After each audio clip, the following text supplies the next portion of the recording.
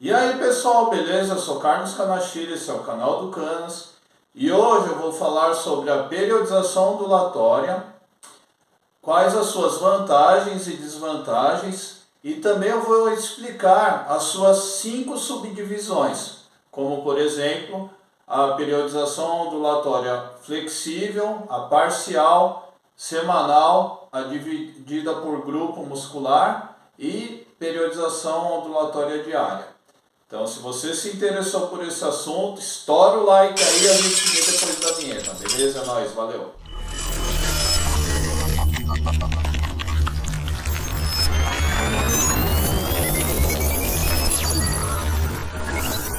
Na periodização ondulatória, há uma variação do volume e intensidade por durante todo o período de treinamento. As fases do treino são significativamente mais curtas, o que ocasiona uma maior variação de estímulos para a musculatura, podendo ser claramente vantajoso com o intuito de ganhar força e potência e evitando o possível overtraining. Nela ocorre uma constante oscilação entre volume e intensidade do treino e alterando as cargas de um dia para o outro conforme o objetivo do treinamento. Essas ondas de variação propiciam uma maior frequência de alternância de estímulos, fazendo com que o sistema neuromuscular se adapte continuamente e evite a perda de progresso e o platô de desempenho.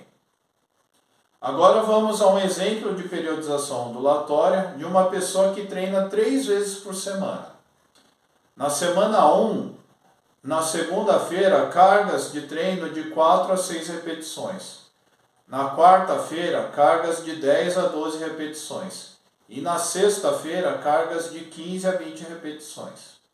Aí na semana 2, na segunda-feira, já se modifica. As cargas vão ficar de 10 a 12 repetições. Na quarta-feira, as cargas de 4 a 6 repetições. E na sexta-feira, as cargas de 15 a 20 repetições. E na próxima semana se modifica novamente esses estímulos. E assim por diante. Que esse é o objetivo desse tipo de periodização. As ondulações de carga, de volume, intensidade e assim por diante. Agora vamos às subdivisões da periodização ondulatória, que pode ser subdividida em 5 formas diferentes. Periodização ondulatória diária, diária por grupamento muscular, parcial, semanal e flexível. Na ondulatória flexível, nesta variação, o professor pode adaptar a carga de treino de acordo com a necessidade e estado fisiológico do praticante. Dessa forma, caso se a pessoa irá treinar no dia com uma carga mais leve, porém está com altos níveis de energia, o treinador pode optar por, nesse momento, utilizar um treino um pouco mais pesado, que ele usaria com cargas mais altas.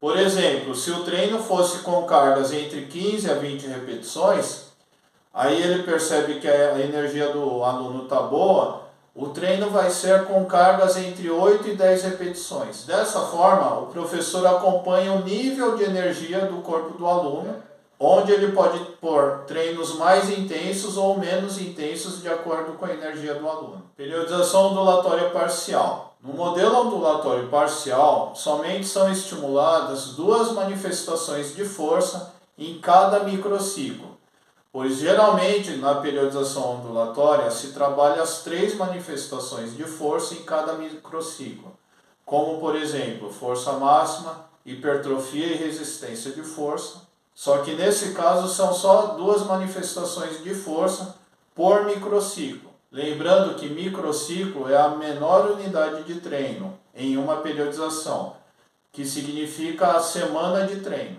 Então ficaria assim as semanas de treino. Semana 1, estímulos de força e hipertrofia. Semana 2, estímulos de força e resistência. E semana 3, estímulos de hipertrofia e resistência. Periodização ondulatória semanal. Neste modelo, cada semana os treinos são efetuados com o mesmo nível de intensidade e depois, na próxima semana, o nível de intensidade muda. Por exemplo, na primeira semana, Todos os treinos são efetuados com cargas entre 4 e 6 repetições. Na segunda semana, cargas entre 15 e 20 repetições. E na terceira semana, cargas entre 10 e 12 repetições, e assim por diante. Ondulatória por grupo muscular. Nesse tipo, são utilizados na mesma sessão de treino duas faixas de repetições diferentes ao treinar dois grupos musculares juntos. Exemplo, força máxima e hipertrofia. Por exemplo, na segunda-feira, são treinados membros inferiores na faixa de 4 a 6 repetições e membros superiores na faixa de 12 a 15 repetições. E na quinta-feira, as faixas são alternadas entre esses grupos musculares. Então, ficaria membros inferiores, 12 a 15 repetições, e membros superiores, 4 a 6 repetições. Periodização ondulatória diária. Tem a variação de volume e intensidade durante a semana de treinamento para cada grupo muscular.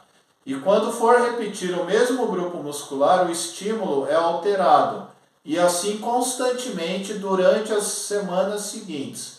Por exemplo, semana 1, peito e tríceps, 50% de 1 RM. Costas e bíceps, 65% de 1 RM. Ombros e pernas, 80% de 1 RM. E na semana 2, já se modifica essa porcentagem, sendo peito e tríceps 80%, costas e bíceps 50% e ombros e pernas 65%.